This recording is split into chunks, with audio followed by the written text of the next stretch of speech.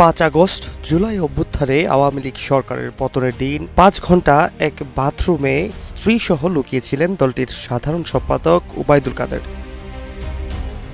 সম্প্রতি ভারতীয় গণমাধ্যম দ্য ওয়ালের এক্সিকিউটিভ এডিটর অমল সরকারের সাথে ওবায়দুল কাদেরের এক সাক্ষাৎকার সোশ্যাল মিডিয়ায় ব্যাপক ভাইরাল হয়েছে। সাক্ষাৎকারে 5 আগস্টের পর তিনি কতদিন দেশে ছিলেন এবং দেশে থাকা অবস্থায় কিভাবে রাজনীতিতে ফেরার পরিকল্পনা করছিলেন এসব বিষয়ে কথা বলেছেন ওবায়দুল কাদের। সাক্ষাৎকারে 3 মাস দেশে থাকার বিষয়ে ওবায়দুল কাদের বলেন, গণ অভ্যুত্থানের পর ঝুঁকি নিয়ে 3 মাস দেশেই আত্মগোপন করেছিলাম। দেশে থেকে যাওয়ার পিছনে আমার একটা পরিকল্পনা ছিল।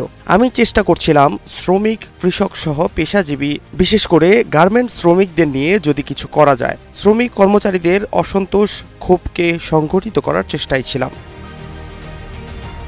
আমি অসুস্থ ছিলাম, বাইপাস সার্জারি হয়েছে আগেই, অনেক ওষুধ খেতে হয়। এক পর্যায়ে আমার ঔষধ খাওয়া বন্ধ হয়ে গেল। ধরা পড়লে ঔষধ খাওয়া পুরোপুরি বন্ধ হয়ে যেত।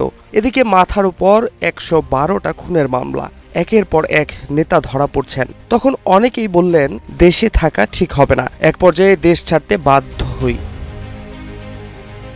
বাথরুমে 5 ঘণ্টা লুকিয়ে থাকার বিষয়ে তিনি বলেন, গণ অভ্যুত্থানের দিন এক পরিচিতের বাসায় গিয়ে উঠেছিলাম আমি ও আমার স্ত্রী। আমার বাসায় তখন হামলা শুরু হয়ে গেছে। যে বাসায় গিয়ে উঠি সেখানেও হামলা, লুটপাট শুরু হয়। এক পর্যায়ে বাথরুমে গিয়ে আশ্রয় নিতে হয়। প্রায় 5 ঘণ্টা বাথরুমে লুকিয়েছিলাম।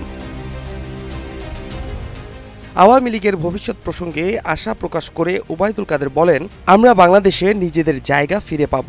এ নিয়ে শতভাগ আশাবাদী। জনমত সমীক্ষার রিপোর্ট দেখুন, বেশিরভাগ মানুষ বলছেন শেখ হাসিনাই ভালো ছিলেন, আগে ভালো ছিলাম।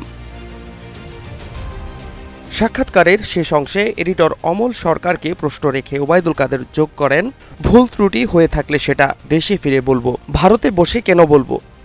আমাদের ভুল ত্রুটি হয়ে থাকলে সেটা বলার জন্য আমাদের নেত্রী আছেন, তিনিই দেশে ফিরে দেশবাসীকে বলবেন। এখান থেকে বলা কি ঠিক? Fahad Shahriar, news desk, global television.